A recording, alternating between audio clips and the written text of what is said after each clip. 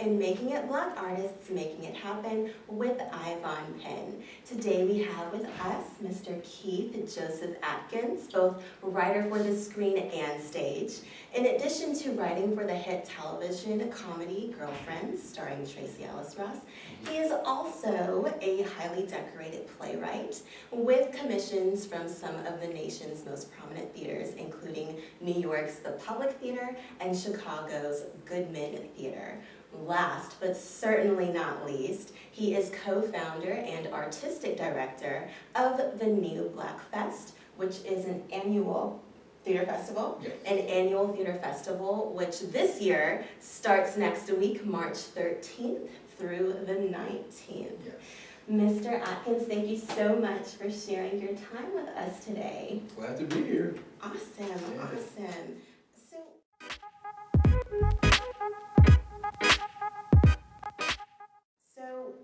Since we're on this note, there's the whole thing going on about Oscars so white. Do you feel that there's that same kind of lack of diversity in theater that's an issue, or yes? Well, yes, I do. Okay, so I would say this about the Oscars so white. So I was in Los Angeles, and then I'll sort of tag that onto what I think about what's happening in theater. But I was in Los Angeles in August, the first week of August, pitching a television series, my own television series. Thank you, manager people. You're awesome.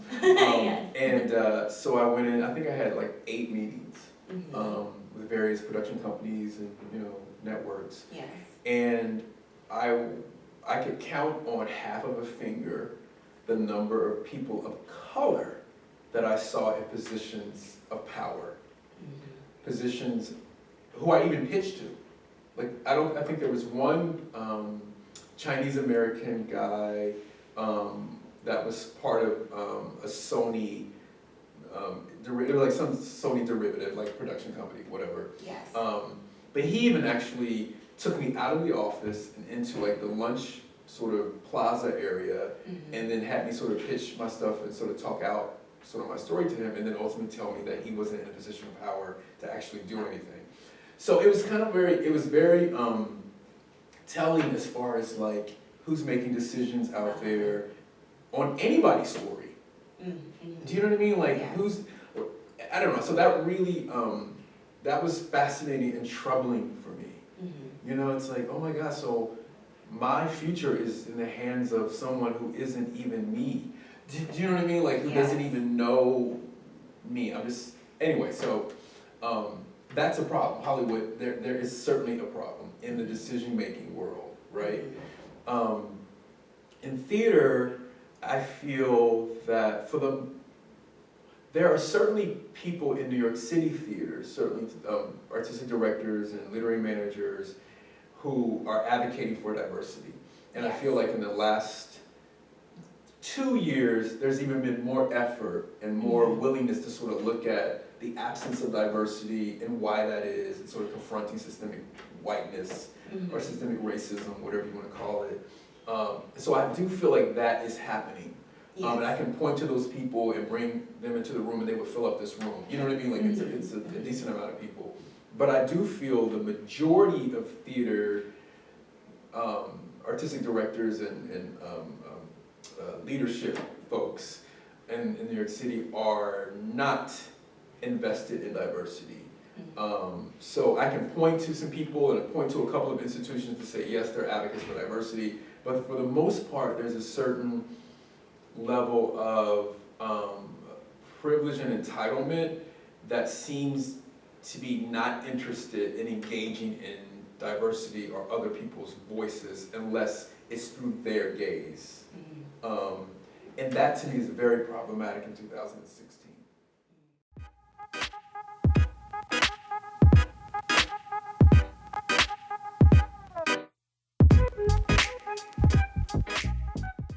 For the Black community, it's important for us to have every possible form of storytelling, including theater, including online content to film and television. Because one, we often don't have access to seeing or hearing our own stories, like in a sort of in a public way. We have that within our homes, or sometimes in our small communities. We have those kind of stories being told to each other, but it's never sort of being consumed by a large amount of people. So I don't know if this is answering your question or not, but it is.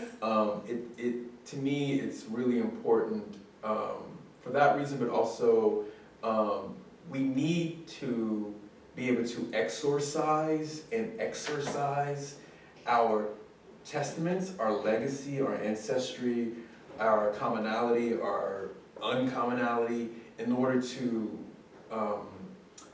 see ourselves as complex people.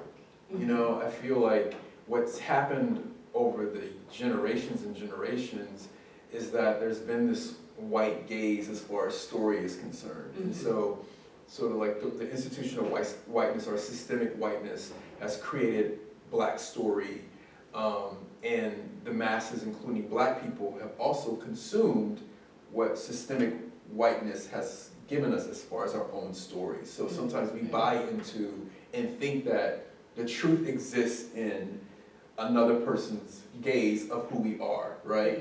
And so that's why I think it's another reason why we have to continue to sort of tell our stories and advocate for our own people to come and participate in our own storytelling. And then, what's interesting for me is that I also love history, and since I was a kid, I've loved history, and my grandfather, my mom's dad, was sort of his family's oral historian or whatever, so he kind of passed that information, that sort of love onto me.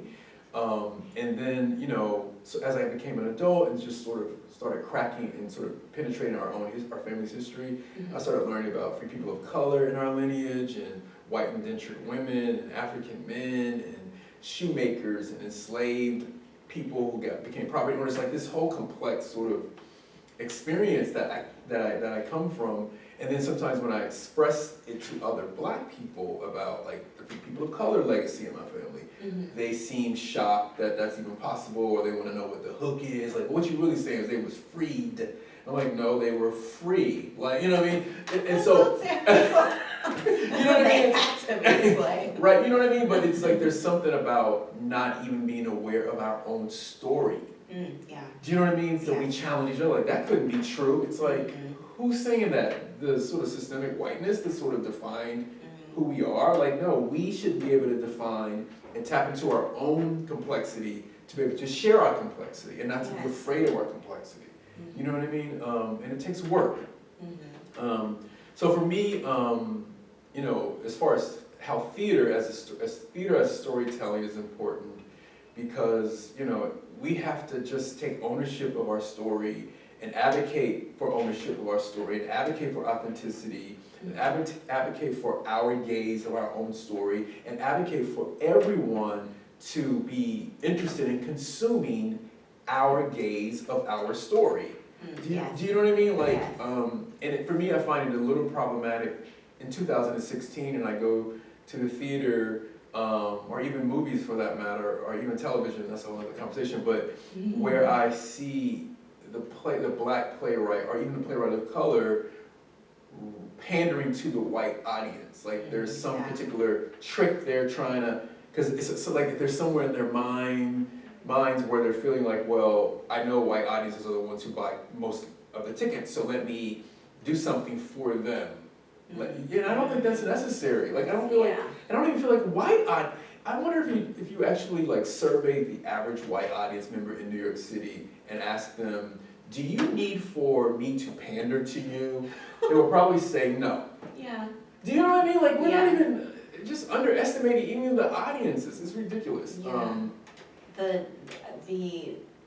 To not have the fear to tell your story, how it should genuinely be told. Right. And that's not to say that you shouldn't have white characters or non-Black characters in your story. I totally understand you know what you mean. Right. I just don't. I'm in class with Lynn, and she's always telling us, don't be apologetic when you write. Right. Like just write your truth. And people can tell when you're straddling and not really making a decision, and it just really makes your writing weaker. Right. If you're trying to straddle the fence. Right. Know what it is you're trying to say and say it. Right. Yeah. Exactly. I agree with 180%. Yes. Yes.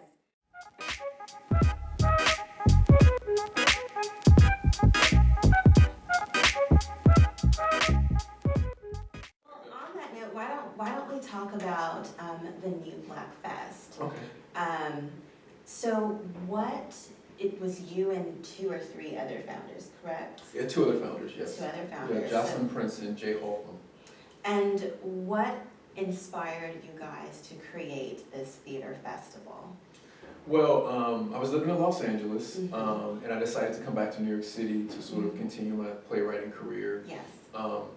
And, I came back and the majority of my friends, colleagues were all complaining about the same thing.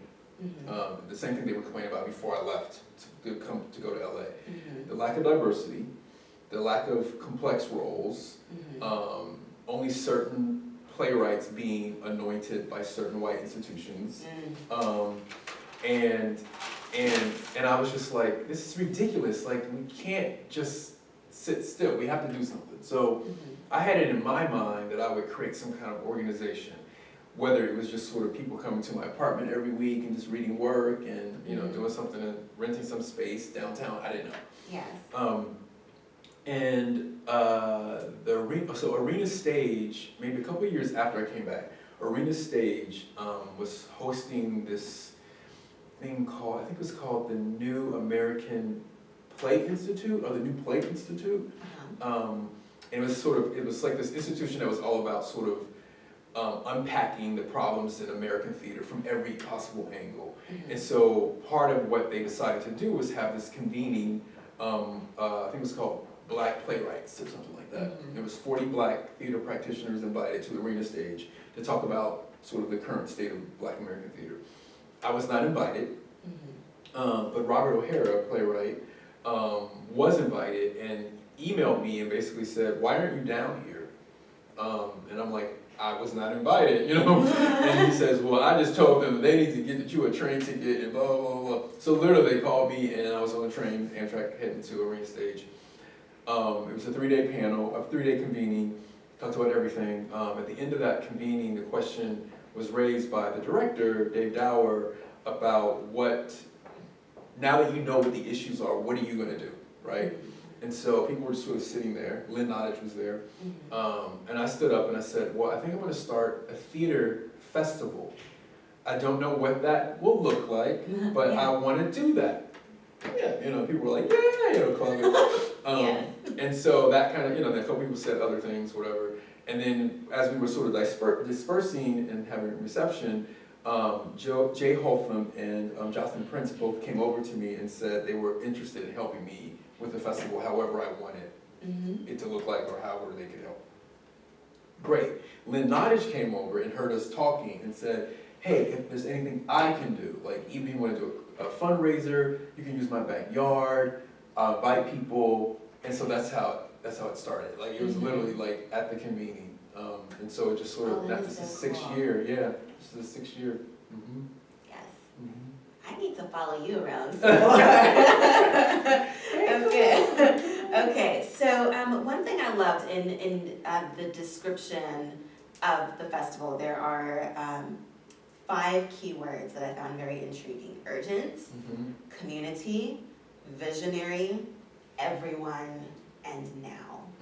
So why those keywords? I mean, I love all of them. I see the purpose for all of them. But what was you guys' thought process for that? Yeah, I mean, we thought it was really important that, there was many reasons for it, but for those words, but we thought it was really important that we crack open the diversity within the diverse African diaspora, right? So, which is important. Which is really important. Yes. So it's one thing to sort of just talk about Black folks in Chicago or in DC, but let's talk about it's so much deeper. It's so much deeper. It's so much much more expansive than that. Like, what about the Black folks in Montana? Because they do exist in Wyoming and Iowa and Hawaii and New Mexico, you know what I mean? And Germany and South Africa and Canada and Mexico. Like, we wanted to really sort of figure out how to bring those stories in and sort of those voices in. And what's connected to that expansion is this idea of urgency. Yes. Like, because that's the way you can sort of bring in new voices and sort of bring in new conversations, sort of tap into what's happening, what's important in other parts of the world where Black people live. And sometimes those things are common. We're all sort of collectively having the same experience, you know, based on colonialism or systemic racism or just whatever that is, environmental things, whatever. Yes. Or it's like such diverse issues that, you know, you're not even aware that Black people are even dealing with any of these type of things. Right. You know what I mean? Yes. And so that's what the urgency is about, and that's what the now is about. That's what the everyone is about. Yes. Because we also, our mission was to talk about theater in a way that makes everybody responsible for the human condition. Because sometimes I feel, and we felt that, and I still feel this way, that Black people often carry the burden for the collective experience. Like if there's something happening in a particular neighborhood, well, that's our issue. You know, that's our burden, as opposed to, no, do you not see that this is connected to that, and that's connected to you, and you're connected to that, and you're benefiting from that, and I'm not benefiting from it, and so we're all responsible. Yes. And so by sort of expanding this idea about what Blackness looks like, and the voices that sort of represent Blackness, it also creates the urgency, it also creates the collective responsibility. Like, so wherever you are in the world, no matter what rock you trying to hide under, we can lift that rock and say, well, Black people live around here too, so, you know, Yes. you gotta be responsible for, you gotta take some responsibility for the collective experience that you're also participating in.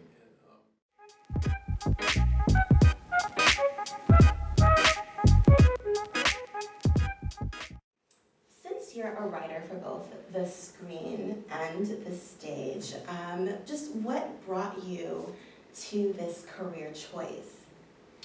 Well, actually, I started off as a spoken word artist, Okay. More or less. I mean, I come from a family where performance is sort of like reenacting situations was sort of like the prevalent way of telling stories. So I just kind of grew up around storytellers. And then I got into the spoken word scene. I was writing poetry and started performing poetry. And actually, I was living in the San Francisco Bay Area, Oakland, San Francisco, Berkeley. And the spoken word scene then was really, really huge. And there was a lot of sort of social justice poetry going on. Like, I guess in that particular part of the country, like you can't help to have like politics involved. Yes. It's such a huge part of its personality. So I was performing my own work.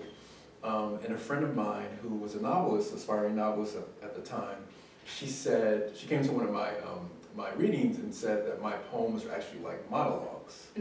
And she said the way you're performing them and just like the sort of structures, like A, B, and C. And she's challenged me to write a play. And so I took on the challenge. I wrote this play called Plum Wine Dreaming. And basically what I did was read Raisin in the Sun like maybe 15 times. And then, right? And I was like, that was supposed to be a classic, so I read that about 15 times. And then I wrote this play, and it was basically so inspired that you couldn't really tell the difference between my play and Lorraine Hansberry's play. Okay. So when my friend, the same friend who challenged me to write it, came to a reading of that play, she said, okay, you know that you basically ripped off Raisin in the Sun. But I was just so, the process of writing the play itself, I mean, I ultimately wrote another play that was not Raisin in the Sun, Yes. but I was so enamored and just sort of seduced by the collaboration experience that happens with playwriting and theater, and the sort of the physics of putting people on stage and giving them voice and having other people embody those voices. I just fell in love with that art form, and sort of, you know, kept writing plays. So that's how it all started, more or less. Okay. So how did you, which I think that's such an awesome start. You took a challenge. I took a challenge, I really did. Did you know, did you feel in that moment that your life was about to take this different direction for like ever? Well, right? Not necessarily forever, but I did feel there was something special about making theater. Yes. You know, there was just something special about it, and there was something driving me to create story that, you know, I felt like stories that sort of shaped me and stories that I saw growing up, or experiences that I saw growing up, and turning those things into story and putting those on stage. Like that was kind of driving me. Like in each thing I wrote or each play that I saw that was written by someone else, I'm like, oh my God, now I want to write a story about my grandmother's cousin. You know, it was just like, it just the canon possibilities, which is huge for me. So yeah, there was something special about it. Okay, yeah. I totally, well, obviously I love theater because I'm a playwright too.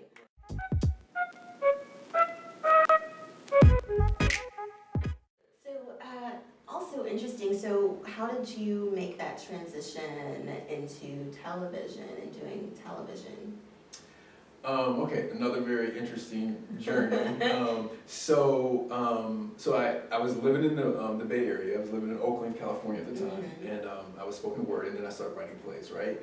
And I was also teaching 4th grade in East Oakland, California. Yes. And so I decided that theater was going to be my next step. Like I'm going to actually be a playwright, and so I applied to several different grad schools, including Columbia, and I ended up going to the University of Iowa, playwrights workshop. So I was there, and then you know, graduated and came to New York City, and I was working in the public theater as an intern, literary intern.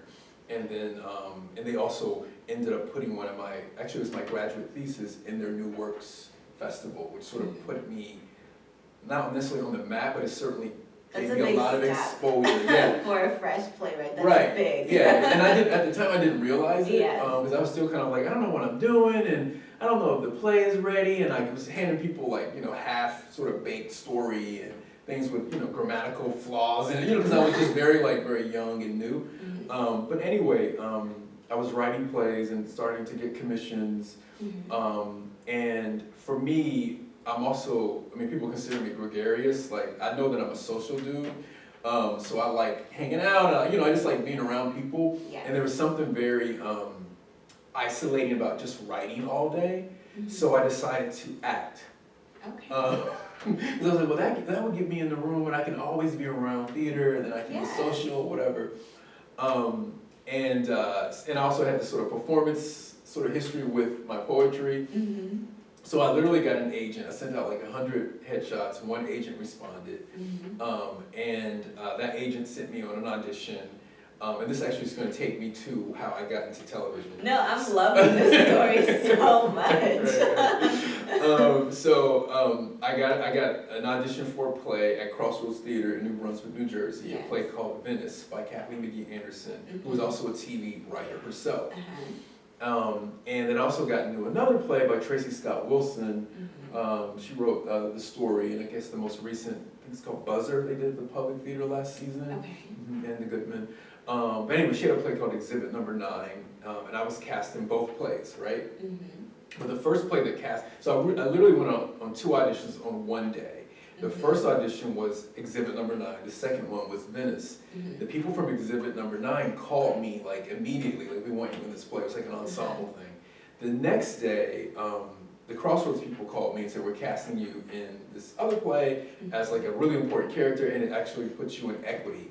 Oh, nice. And the other piece wasn't equity, and I was kind of starving, and so I felt I felt so bad, because I was like, okay, Exhibit Number 9 is really a hot play, but I got to do the other play. Yes.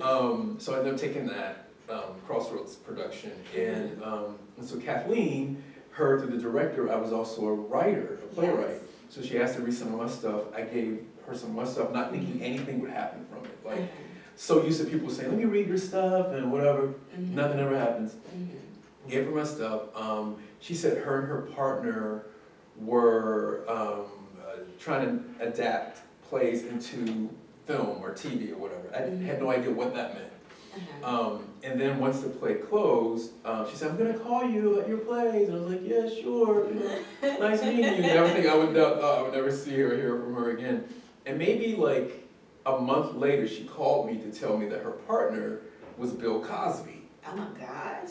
Right? I was like, wait a minute, no, what's happening? I need some of your love. I was like, what? Like, and then she said, yeah, me and Bill, we have have this deal with 20th Century Fox, and we're going in and we're pitching stuff to them, and we want to pitch one of your short, because I had written this short screenplay, and I never, I hadn't even taken any like screenplay, anything. I just wrote this little thing that I thought was cool. And it's about a stand-up comedian. And it's about a stand-up comedian. Long story short, it's about a stand-up comedian, and he basically is telling jokes about his grandmother's expense, right? And then the grandmother shows up, and then she's basically like, "Why are you making fun of me? And actually, I wanted to be a comedian too. So I've been tracking your life because I've sort of been living through you, and now you're making fun of me." You know. So anyway, that's the story, right? Yeah. She was like a mom's Mabley back in the day, or wanted to be. But anyway, they took that into 20th Century Fox, and then she called me from, I guess, the pitch meeting, whatever. And at that time, I didn't even know what pitch meetings were and how that worked, because at the end of the day, actually, I probably should have been there, whatever. So she said, yeah, so now are you a comedian? Do you do stand-up? And I'm like, no, I don't do stand-up. And she said, oh, yeah, okay, so they're not gonna, they thought that, you know, this was a show where you were the lead in it, and you were writing it and also starring in it. And I was like, oh, no, I'm not a stand-up comedian. They're like, oh, okay, well, it's probably not gonna work, but, you know, we just tried, whatever, right? Yeah. A couple weeks later, she called me to tell me that a friend of hers, a colleague of hers, her colleague's wife, had a show called Girlfriends. Yes. And she was speaking of me to this colleague's wife, who was Mara Brock-Akil, right? Who's a creative Girlfriends. And she was like, there's this guy, he's a playwright in New York. And so Mara basically said, well, let me read his stuff. And she read it. Mara called me like a couple of days later and said, we want to meet with you. We know you're in New York, we're in LA. Can you do like some kind of like Skype or whatever? So we ended up doing like this teleconference. And basically at the end of that conference or interview, whatever it was like them on a big screen, me on a big screen, whatever. Yes. They hired me to work on Girlfriends. Oh my so gosh, that's I so literally, awesome. and I had to be there within 5 days. Oh. So I dropped everything I had, which was nothing. I mean, I didn't have anything. It was like I had some books and clothes. I was like, okay, I'll be there, like whatever you need me to do. Yeah, so that literally, I just dropped my life, my playwriting, emerging playwriting career, and moved to LA to work in television. That's how that happened. So it was really interesting how I kind of came in the back door in a way. You are so inspirational. I'm in television. Well, I just finished my television class. Okay. And it's interesting because now there's all the Netflix and Hulu and all of this. Oh, and yeah. Television is like Amazon, traveling yeah. online. And it was for a 1-hour drama series. And I'm a very go-get-em kind of person, and I'm asking actually Zakiya Alexander, so she wrote for Grey's Anatomy. I know Zakiya. Yeah, so she was our professor. Oh wow, okay. Yes, small world as well. She was our professor, and I'm asking her after class, like, okay, so what do I do to get an agent? What are all these steps, like, where do I research? And she said, there is nothing you can do. Right, yeah. So, yes, it's crazy how, it really is about just getting out there and doing what you do. Yeah, yeah. And staying connected to people who are also doing that, because ultimately, what's interesting for me is that I had an agent right out of grad school because I was a literary intern at the Public, and I had that reading. Yes. That was part of that festival. So, and all the agents are sort of looking, sort of like how Juilliard is now, and how Columbia is like feeders for, agents and television shows, whatever. Yes. And then my agent and I broke ties maybe 3 years ago, so I was sort of an agentless, sort of. And then a friend of mine, the same friend who in the Bay Area was the emerging novelist who challenged me to write a play, is now in Los Angeles writing for television. And we've been friends for all these years. Yes. And she recommended her manager to read some of my stuff, and I sent her manager my stuff. Her manager never responded. And then like maybe a year later, I sort of contacted the manager again, and she responded, and now she's my manager. Yeah.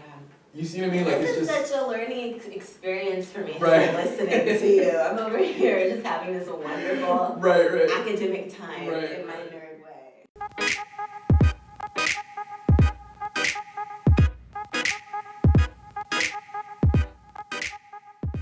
was interesting. Last night I was hanging out with some theater friends after a Mhm. reading at the Classical Theater of Harlem, and we were talking about 2016 is the year where we need to be unapologetic and unafraid to be Black and ask for other people and demand for other people to respect us and to come into the room and engage. And that includes other Black people.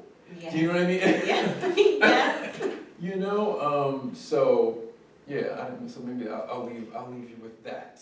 Well, no, that's very important.